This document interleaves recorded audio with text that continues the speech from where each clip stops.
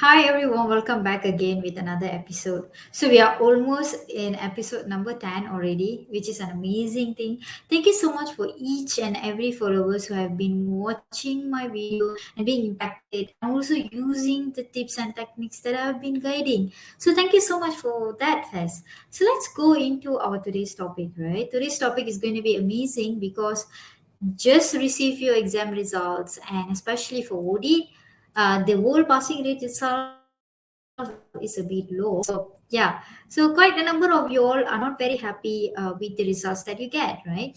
So that's why I wanted to share this. What to do next if I failed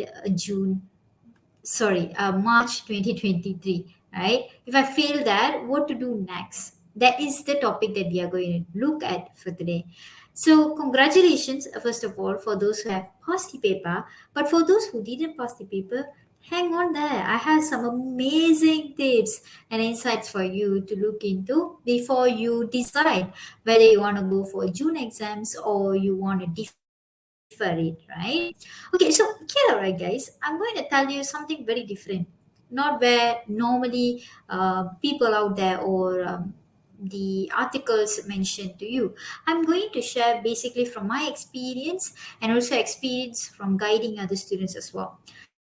So the first question to you need to take out from your mind where your deciding factor is your marks. Let's say your mark fall between 45 to 49. You are very sure that you must take in the next sitting. That'll be the first thing that comes to your mind, right? Am I right to say that?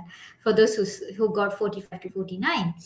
Then for those who get even 40 and above, you will also feel like I definitely need to do in the next sitting. But for those who are in 30s, they will feel like, it's not enough of time. I only have 1 month more time. So I don't think so I can catch up with the syllabus and also do the practices, which is make a lot of sense. But only those students who score 30 and above is thinking like that. So what does that mean?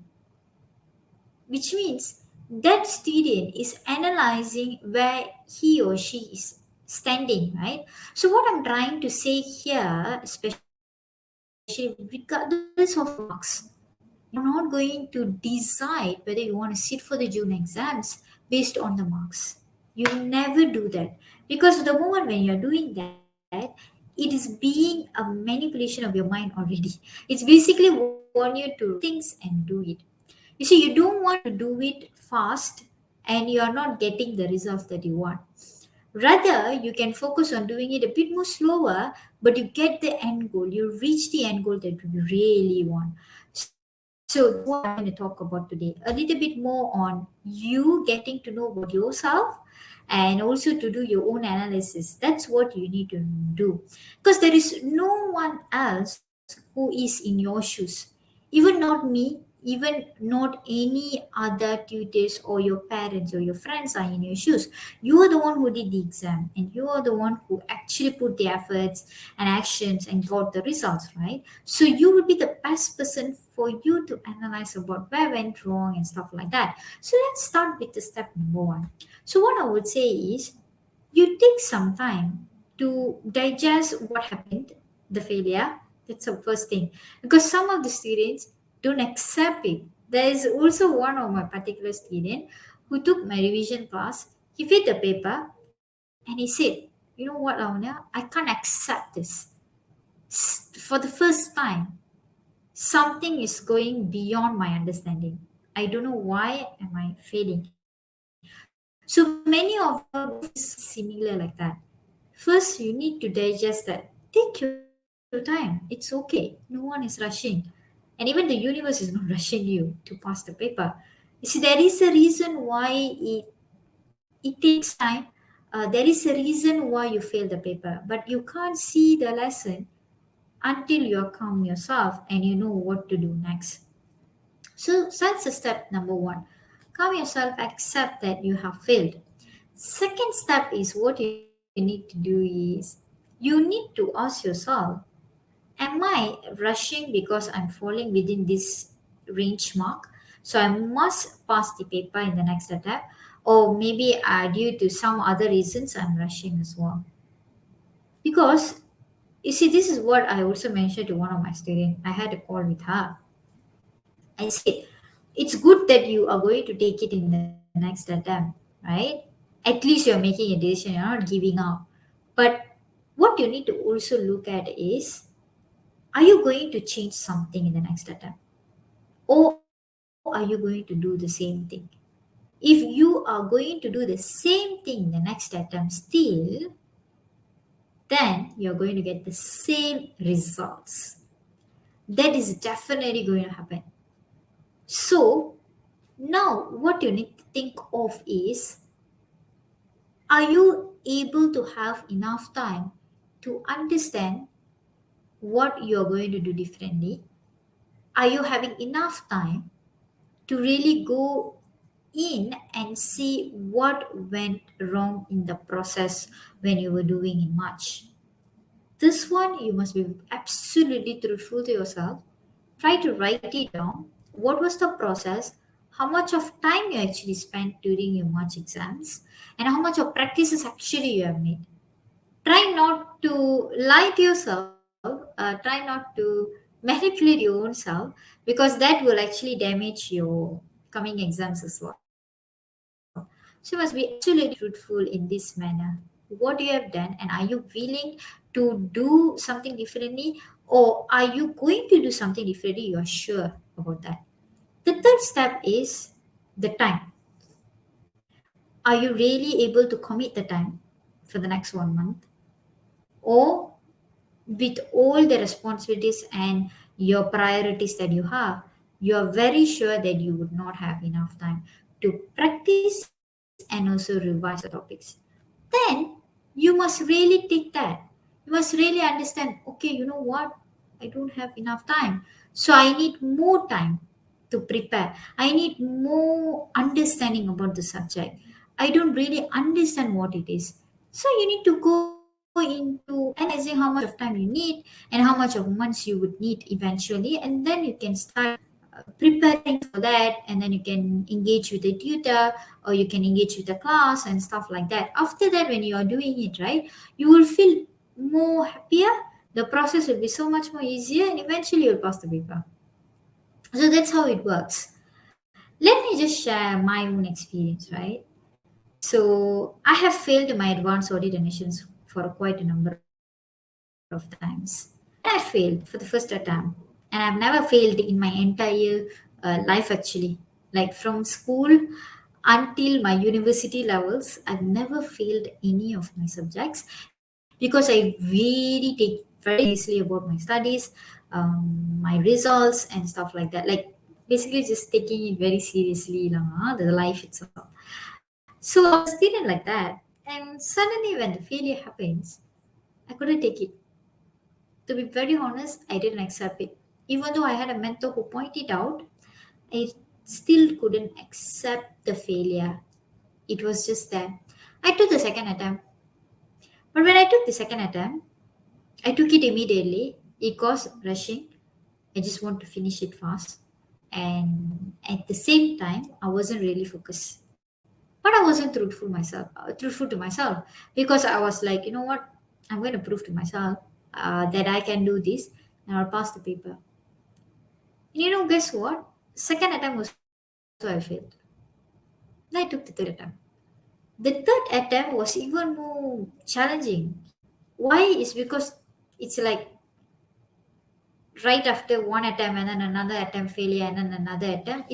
It has actually really disturbed me in terms of my self confidence and also my mental health, I would say, because I started feeling like everything I'm going to do is going to be a failure.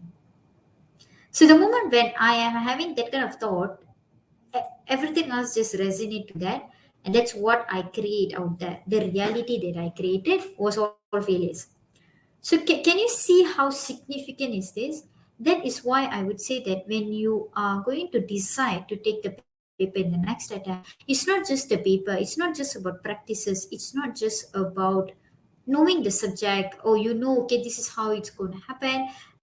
This is the question that's going to come out for the exams, and I know these are the practices that I need to do.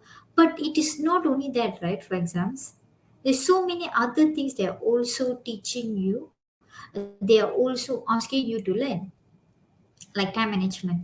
That's one, I think, one of the wonderful thing. Even until now, I'm learning how to do it. You see, it's not an easy thing. Okay, that is one.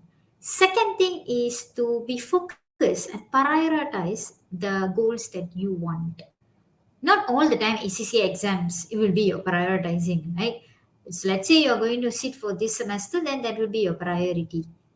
So if you have passed the paper, that's no longer going to be a priority. So you need to also learn your priorities.